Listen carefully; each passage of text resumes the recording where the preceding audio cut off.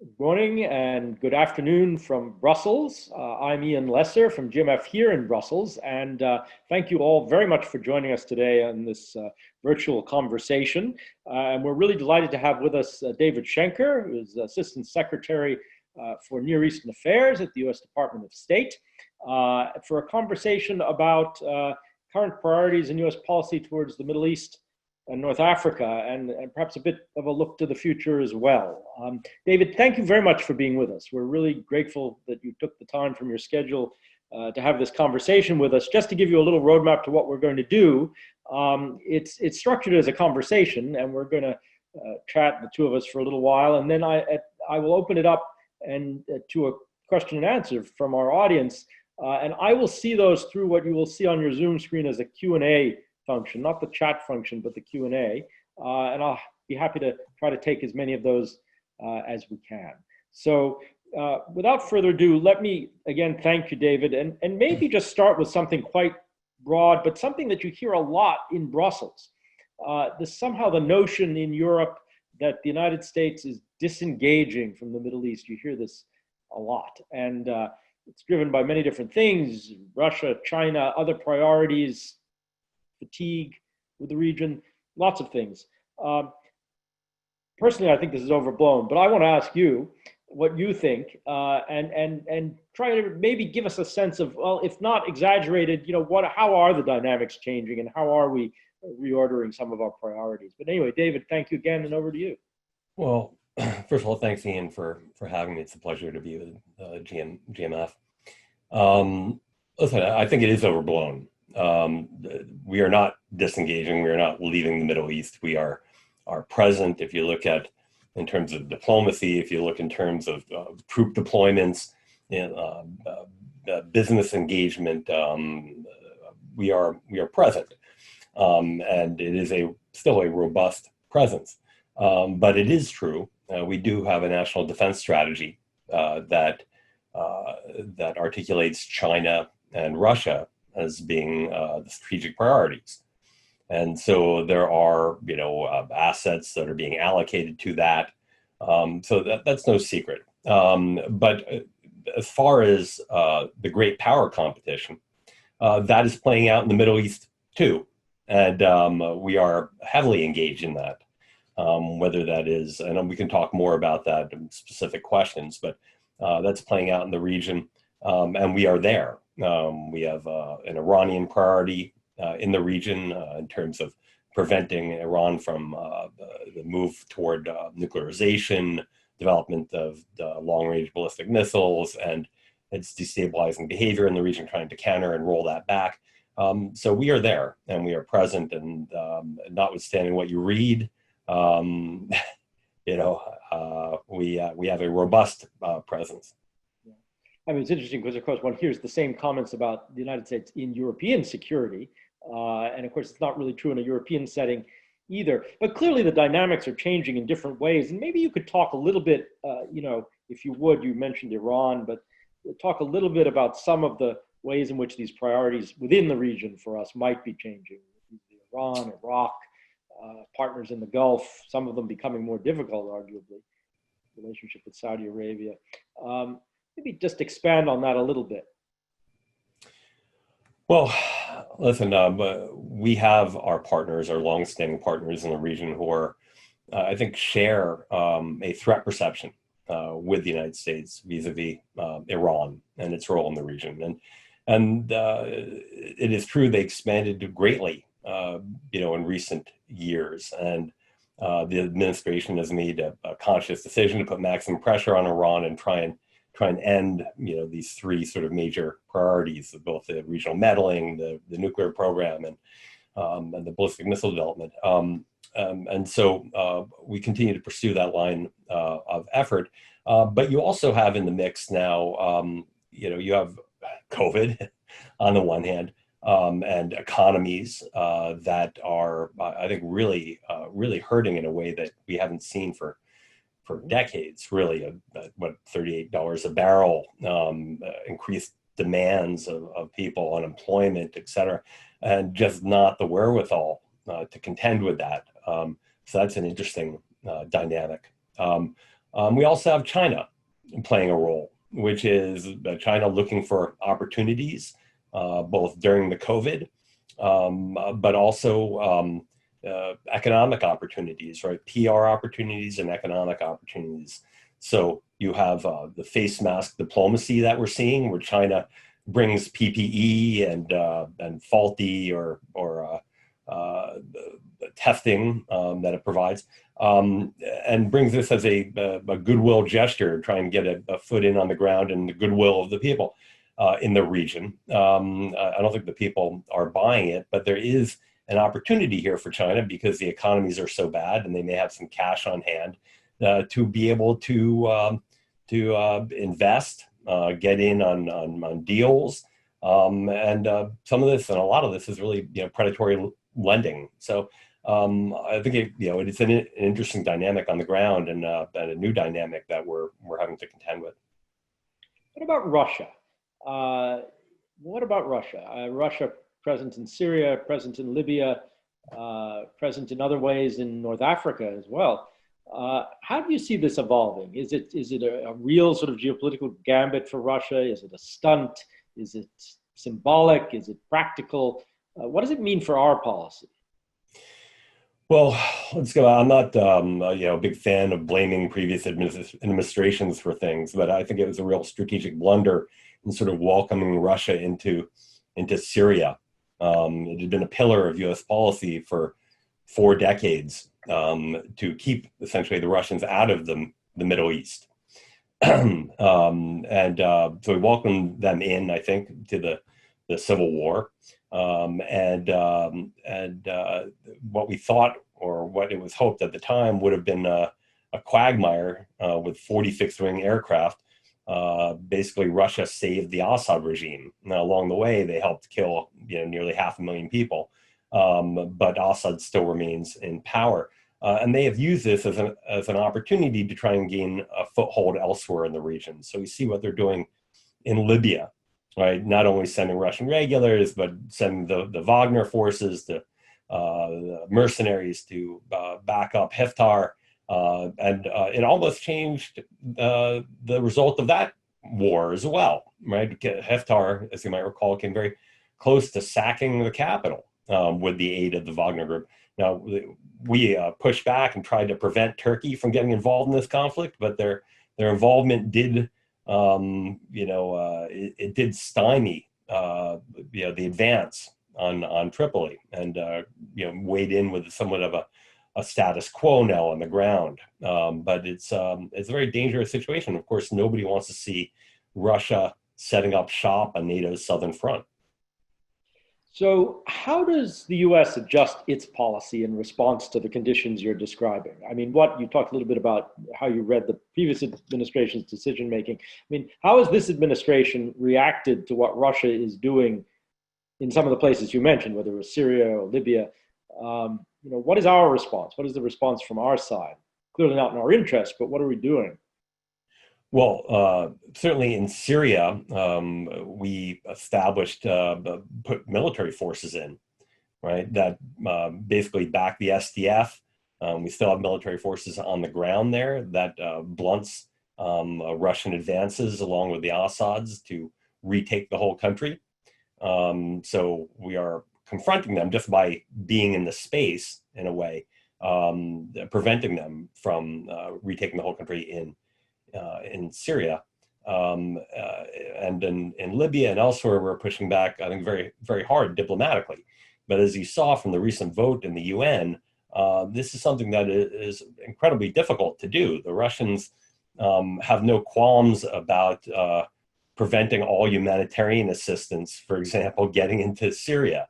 So, vetoed successive Security Council resolutions to open border posts. So it's very difficult pushing back diplomatically, because there's, as I think Ambassador Croft said, in New York, they have no shame. Turkey is a player in both of the situations you mentioned, and other things as well, which I'd like to come to. But I mean, how do we see that? I mean, in other settings, we've obviously talked a lot at GMF, and many, others have spoken about the steady deterioration in the relationship with Turkey on many fronts for the United States, I think, the S-400 thing and many other things we could talk about. But in terms of Middle East policy per se, if you think about Syria, Libya, maybe save the Eastern Med for a moment. I mean, how do we see this? Is there a useful role there for Turkey? Are they playing it? Do we feel they're consulting with us, have consulted with us adequately? That's been a complaint in NATO, surely. I mean, how do you read the Turkish strategy in those settings today? Well, it's funny. Turkey is not in my AOR. Right. It's But targeted, it bears on almost everything in your AOR. right, but exactly. But increasingly, they are in Yeah. my AOR. Whether that's in Syria, where they intervened to prevent basically an enormous Russian Syrian massacre in Idlib, and a renewed flow of refugees. So they intervened militarily there to stymie that.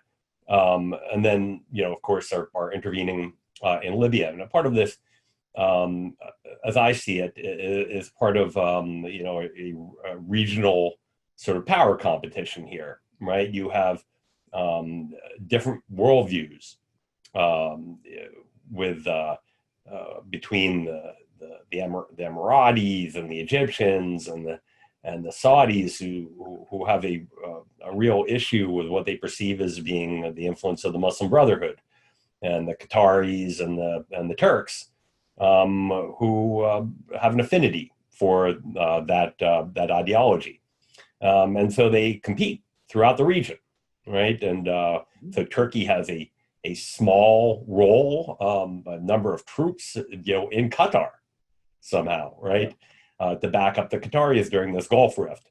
So there's a lot of games that are being played, and rivalries and regional power competition. And the Turks are a player, whether they perceive themselves, whether this is what my old colleague Soner Chabtai would call neo-Ottomanism, or that I don't know, but they are a player. How willing are they to listen to us, the US, Western partners, when it comes to these different policies? I mean, seems to be part of the problem. I mean, it's very nice to have Turkey with its capacity, being able to, as a kind of power and being, to play a role in places. But it would be very nice if it was done somehow in coordination with the United States and Europe. Not that we always agree across the Atlantic, but I mean, are they listening? Do you have the sense that they listen to us about, our appreciation of the situation in Syria or Libya? I talked to David Satterfield about these issues on some frequency. The Turks, we have a robust exchange with them, let's say. So they are a NATO partner. They remain an important ally, but obviously there's areas where we don't always see things the same way. On Libya, for example, we have told all parties, right, to that foreign intervention, the deployment of mercenaries, is unacceptable, that we have to stop, we have to have a de-escalation. We talked to the Turks about that, who are our NATO partners. We've talked to the Emirates about that, who are Gulf partners. We've talked to the Egyptians, who are our peace partner. We've talked to the French, who are European, our transatlantic partner. We talked to the Russians. We don't get very far there, but we're talking to everybody about things that we prefer that they didn't do, and convey these things to them, about what we see as the best way forward to try and resolve this politically. But even some of our very good friends in the region don't like the Turks. Others don't agree with us and have their interests and are pursuing them, we think, to negative effect. I mean, in that context, how dangerous do you think, the potential for a clash, even an inadvertent clash between Turkey and Egypt might be? I mean, the sorts of things that have been said in recent weeks, lead one to believe that this brinkmanship is potentially getting out of control. I mean, obviously not in our interest. How do you read that? I'm quite concerned, whether it be Turkey and Egypt, whether it be Turkey and the Emirates. When one country goes and blows up another one's radar, they might kill some of their troops. This is a danger when you Yeah. are dropping bombs, and there is a very real threat of escalation on the ground, and something we're trying to avoid. I mean, we've been obviously Libya takes a great deal of time, of my time, of the Secretary's time. He's spoken to Siraj a few weeks back. As you recall, he attended the Berlin conference, flying to Berlin on his way to South America. It was, it has been a priority for us. We just had Ambassador Norland, went to Tripoli to go see Siraj. He's been in the east to spend time with Haftar, and I think the diplomacy has been robust, but it's a complicated issue, as it has become Syrianized essentially with all different partners. I mean, sitting here in Brussels, I mean, this clearly Libya is an issue in, Europe's near abroad, as the Russians used to like to say, the Soviets used to like to say. What the European role? There is an active debate now about whether Europe somehow ought to have boots on the ground in Libya, that it ought to go beyond what has already been done in a very modest way in terms of maritime surveillance and other things, beyond just their concern about long-term concerns about migration from Libya. That in fact, this is a place where if Europe is going to play a role in the world, this is kind of a place where they can reach and they can actually maybe do something. I mean, do we have a view about that? So I want to see Europe play a more robust role vis-a-vis Libya. I do. Whether this is boots on the ground, whether it was Irene, right? Back in Berlin, which was, I guess, a couple months before COVID, Chancellor Merkel said, this is significant. We're going to lay down a process here for getting to a political solution. We had, Erdogan was there, Boris Johnson was there, ABZ from the Emirates, Putin, Macron, everybody was there. And we all sat around a table and everybody agreed to abide by the arms embargo, right? And we're going to de-escalate, right? And then, right. So one of the things that Chancellor Merkel did was she agreed, actually at the behest of the secretary, to start naming names. Right? When people violate the arms embargo, we're going to call them out, right? And so the Europeans are very proud about this Irene maritime interdiction. But of course, the only interdictions they're doing is of Turkish military material that they're sending to Libya. Nobody's interdicting Russian aircraft. Nobody's interdicting Emirati aircraft. Nobody's interdicting the Egyptians sending things over ground. They could at least, if they were serious, I think, call them out. Call out all parties of the conflict when they violate the arms embargo. They have a radar picture. They see military aircraft that are flying in, dropping things off. They're not doing it. And I think that, it's regrettable. There's a lot more that they could do. They could go out, for example, and designate the Wagner group. Right? Why have they not? Why has the EU not designated the Wagner? Maybe they're concerned about the backlash from Russia. But either, if they're not going to, I think, take on a more robust role or a more serious role, then this thing's going to drag on. Mm-hmm. Maybe I could take you from there, maybe a little further across in the Maghreb. I mean, this is obviously, when we think about Middle East and North Africa, I mean, in terms of American policymaking, traditionally, North Africa has been a kind of stepchild, in a sense, to what were perceived as more central concerns, whether they're in the Gulf or in the Levant, around Israel. I think that's probably still true, but clearly there are things that could happen in Algeria, things that have happened, continue to happen in Tunisia. Morocco is obviously a much more positive picture, but there are things happening in that part of the world that bring African security and European security together that merge into the Middle East, where China and Russia have stakes as well. I mean, how do you see that from your perspective in your day-to-day business? Is North Africa on our agenda in that way? That it should perhaps? Yeah, and Secretary of State spoke to Foreign Minister Array just yesterday or day before. Um, we see North Africa as a very important place.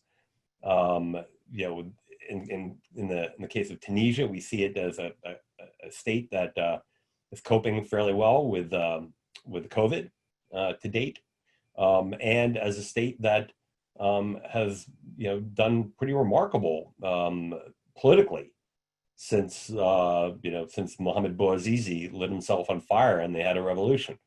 Um, Economically, things are still pretty tough going, but we see that as a bright spot where you have had, in some instances, peaceful transition of power. You didn't have what you had, for example, in Egypt with Mohamed Morsi, with Ghanouchi stepping down a couple of years back. I think that's a bright spot. I think Algeria is increasingly important, and they're at an interesting point in history for them. Obviously, a lot of resources in that country, but also an enormous amount of people, a very large population, and a very young population. But with people considering different types of investment laws and changes to modernize the economy, I think it could be in the coming years an increasingly dynamic state. So I think we pay attention to what's going on in North Africa. Obviously greatly concerned about Libya, but highly engaged in the diplomacy there. And also, Morocco's a bright spot as well. But all these countries have some economic challenges, to be sure. On Egypt, but obviously the question goes beyond Egypt. The question of sort of political and human rights in Egypt. I mean, this is a big topic with real reason, and you often hear the criticism that somehow we've left that agenda, that human rights agenda with Egypt behind, that it's not at the forefront of our policy, as it might have been at some points in the past anyway. How do you see that? Obviously, this is always a balancing act, but there are pretty tough things going on there in the society. The civil society is under real siege. What are we doing about that? Well, I don't know if you saw, we had in recent months, we got two Americans out of jail who had been, I think, in our view, detained wrongly. But it took one person there was there, I think, for 15 months, Amasha. Before that, Reem Dessouky was there. Her son, her brother still remains in jail. Focus has been to try and get out of Americans from prison there, dual nationals but Americans. But they had Mustafa Qasim, another American who essentially died in prison. Just 6 months ago. These are all issues that we raised. I don't know if you saw the Secretary's remarks from the podium a week ago Wednesday. He thanked Egypt for the release of Mohamed Amasha, but he said, in a clear reference to a particular individual, an American citizen, he said that the Egyptian government should stop harassing American citizens and their family members in Egypt. So that was a pretty stern message, I think, coming from the podium, from the secretary, about where we stand on human rights. We were saddened to hear the death of an Egyptian journalist today from I guess Mansour from COVID, but who appeared to be put in prison for quite unknown reasons, where he caught it. But no, it is a balancing act. These are clearly concerns of ours, and Egypt has been a good partner in other areas, and we appreciate their ongoing cooperation with counterterrorism with the Israelis in the Sinai. So there's, it's a mixed bag. Egypt is a major non-NATO ally, but we see their human rights being an issue. Israel and the annexation plan in West Bank. I'd be very keen to hear first of all, your appreciation, our policy, how we explain our policy on this, but also your sense of what is likely to happen, because there is a possibility that this is a kind of option laid out on the table, an option in being, but it may never happen. There's a lot of opposition in Israel, obviously. There's a lot of opposition from longtime supporters, pretty hawkish voices on Israel in the United States on this, who simply don't think it's smart. What's your sense? Well, listen, the government of Israel is, I think it was, I don't know, this guy, Kamal Salibi, who is a famous historian of Lebanon. He wrote a famous book on Lebanese history called A House of Many Mansions. And I think the government of Israel is, in many senses, a house of many mansions as well. It's divided. You have the prime minister with one view. You have the foreign minister and the minister of defense who have other views. And then you have COVID, which is drawing, I think, an enormous amount of attention right now in Israel with the resurgence there. The Israelis have some difficult decisions before them.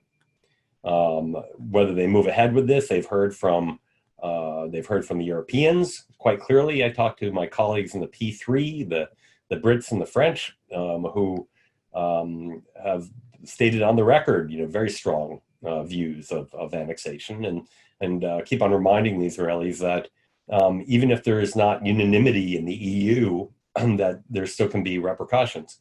There is also, you've seen the op-ed from Oteba in Hebrew, in Yediot Achronot.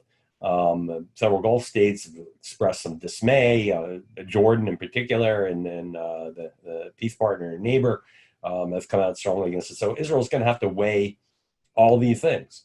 And then there is domestic politics in Israel about how the prime minister balances his constituents, with whom who want annexation, many of whom want annexation. But aren't particularly enamored of the vision for peace, which calls for a Palestinian state as well. And so, so we're calling on the Israelis not to do anything that would preclude the implementation of the vision. But it's, it wouldn't surprise me, when people had asked me, what about July 1st? And, I said, it's not sacred. I think that date can slip. And I think that there's still a lot of time. And then it wouldn't surprise me if we didn't see anything. But I think, I think that the prime minister would like to do something, and figuring out just how much and what the impact is. And it's for the Israelis to balance that. Okay. David, thank you. I'm conscious of our time, and I want to go to some of the many questions actually that have come in. I'm not sure how many I'm going to be able to get to, but let me pick out a few and see how it goes. This is actually from Robert Deneen. Hello, Robert. Could you please explain U.S. policy towards Lebanon right now? Is it simply to continue sanctioning Hezbollah and its enablers, and stand back while the government flounders? Has that approach been successful since the demonstrations began 9 months ago? What's our policy? Well, listen, Lebanon is in an enormous economic crisis of its own making. It took about 40 years to get here, but the sum total of the sort of pyramid scheme economy that they have perpetuated, along with endemic corruption, et cetera, and a real reticence to embrace reform, has landed them where they are today. Now, they had some bad luck in recent years of refugees and with the civil war in Syria, but they would have been where they are now eventually anyway, which is basically, currency devaluation of about 80%. So you've got a government that's been in power for about I don't know, let's say 140 days, give or take, maybe 150. It is not even now in negotiations with the IMF. They haven't even got to the point where they're negotiating. They're still determining, actually coming to some sort of agreement about what kind of assets Lebanon, in fact, has. Our point of view, our policy has been clear from day one. We will support a Lebanese government that embraces reform, right? That fights corruption, that is transparent, and that reforms. And there's critical sectors for that. We can get into that if you'd like, whether it's electricity, ports, customs, across the board.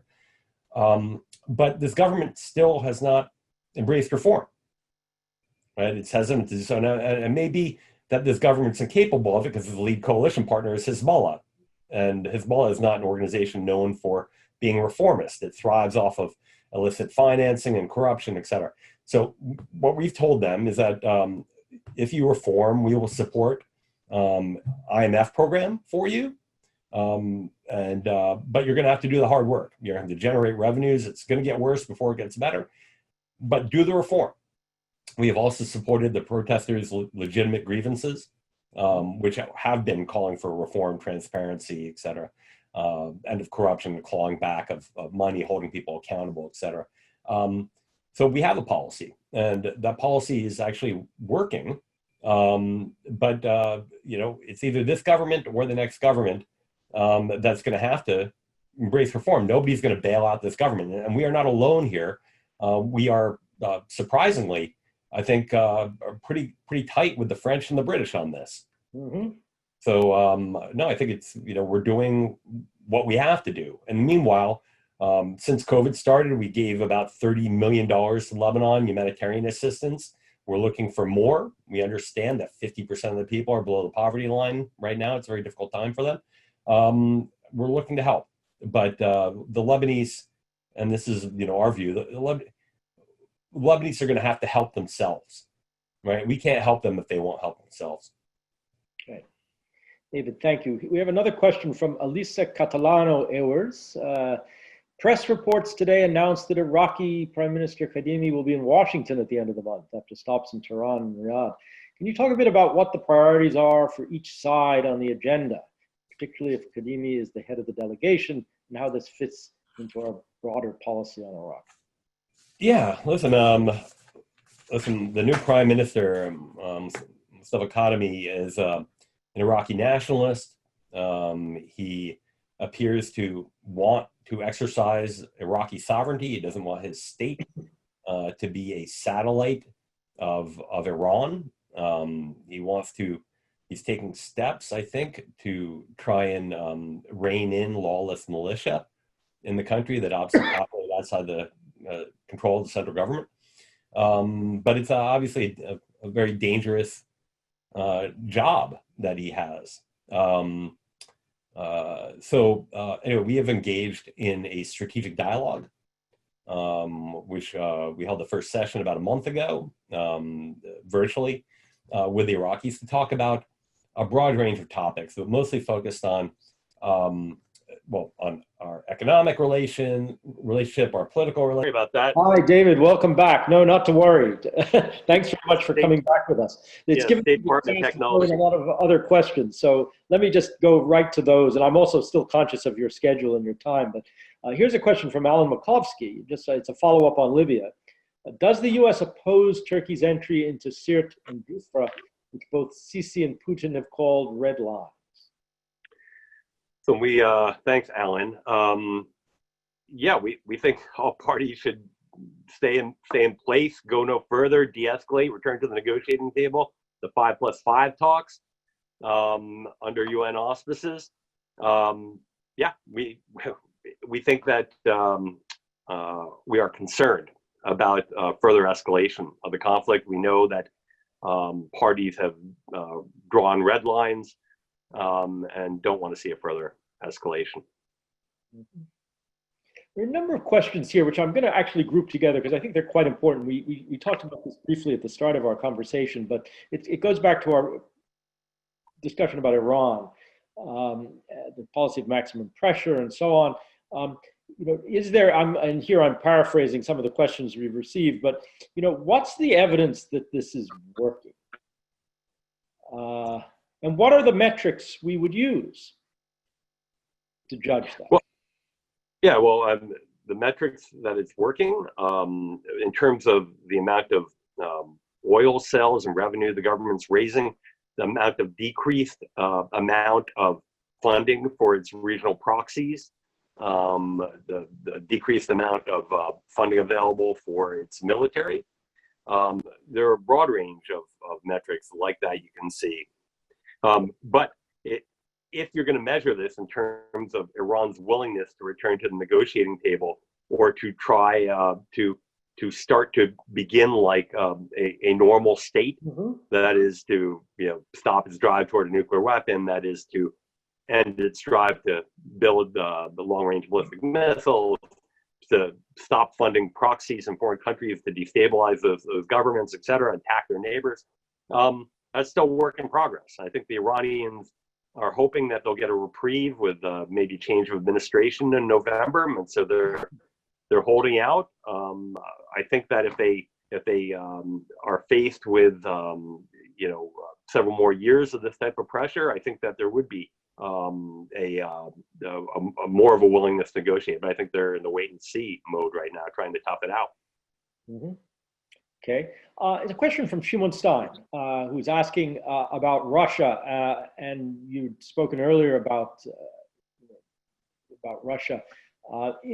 He says it's not enough to talk about Russia taking advantage of an incoherent U.S. policy in the region. What can the U.S. do in order to send reassuring messages regarding a clear U.S. strategy? In other words, what is our version of what I'd asked you earlier, but what is our pushback in various settings? You mentioned obviously some things in Syria, in Libya, but as a whole, I mean, perhaps for things through NATO, I'm extending the question a little bit, but anyway, where does this go if Russia continues to be as assertive as it's been?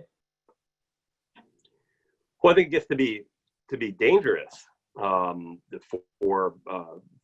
an escalation, a real deterioration of U.S.-Russian ties. This isn't my bailiwick necessarily, but I think the prognosis isn't great if it continues along this trajectory. Yeah. Okay. We've got a number of other questions here. Maybe we have time for maybe one more, and then I have one of my own maybe to end. And here, this is a question that goes back to North Africa. It's from Hank Cohen. Are the North African governments worried about jihadist activity in the African Sahel, like QIM, Islamic State affiliates just south of them? Well, I think we'd probably all agree they are. But let me take the question a little bit further and say, what difference is it making in our collaboration with them? New avenues, new problems. How does that bear on our policy? Yeah, no, we have robust counterterrorism cooperation, not only with Morocco, but with Tunisia and Algeria, actually. The terrorism issue is a big priority of ours. We have some good cooperation with the French as well, because we have assets they can't bring to bear to take on this type of terrorism problem in North Africa and the Sahel. I think it's a big issue for us, and something that we've been looking after in Libya as well. And I think that the war is a distraction from the counterterrorism effort. It makes it harder to do it, and it creates an environment that is, I think, more conducive to these groups taking hold and to setting up shop. But we continue with the effort in Libya, and periodically you read about operations, drone operations, etc., that we do to keep AQIP and ISIS in check there. Right. Let me ask you a very GMF kind of question, maybe if I could, just to finish up. And that goes back to this issue of Europe's role in the Middle East and North Africa, and our expectations on that front, perhaps in a burden-sharing context. Because you could argue these are places, again, where Europe has stakes, but Europe can also reach. Europe has ties. Europe can be extremely active, just as Europe has taken on the lead role in places like the Balkans. Could you imagine thinking ahead that when it comes to security in North Africa, security in the Mediterranean, security in the Levant, that this would be something that Europe does? And would we like to see more of that? Maybe related to that, do you see more of a role for NATO in this? David, please. Listen, yeah, this administration has really pushed for burden sharing, the financial, troop deployments, etc., throughout the world, and in terms of financial contributions as well, throughout the world. And the Middle East is no different. We would like to see the Europeans do more. That in many areas, though, sadly, there's not a high capability. And that is because of the status of the militaries. They don't have ISR, for example, that they can bring to bear. And in other cases, it's because to date, some of our European friends have not been willing to commit the financial resources.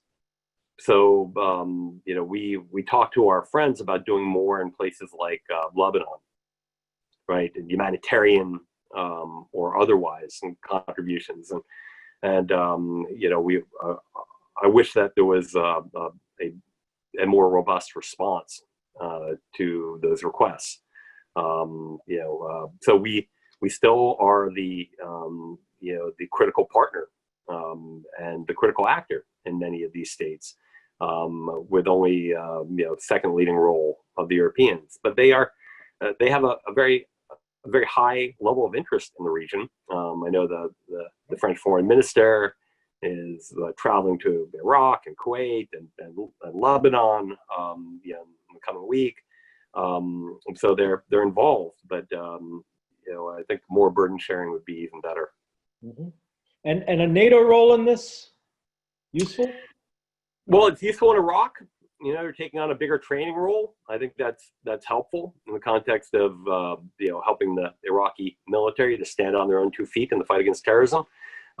So I think that's useful there. I'm not sure what other opportunities would be for them in the region, but one that's been, I think, very positive to date. Okay. David, I'm conscious of your time. You've been very kind to stick with us, technology notwithstanding and all the rest of it. We really appreciate it. It's really been a really lively conversation. We thank you for that, and dealt with the questions and everything else in an extremely open fashion, which is just fantastic. So, thank you again. Let me just conclude also with a special thanks to my GMF colleagues who have put this together, both technically and in other ways. Alberto Tagliapietra, Laura Bassani, Nora. Very grateful to all of you. Thanks to all of you who have been with us for the conversation, and to those who will watch it after. Hope to have you with us again, David, maybe even in person when conditions allow that, in Brussels or elsewhere. Inshallah. A big thank you again. Thank you, Ian. All the best. Bye. Bye.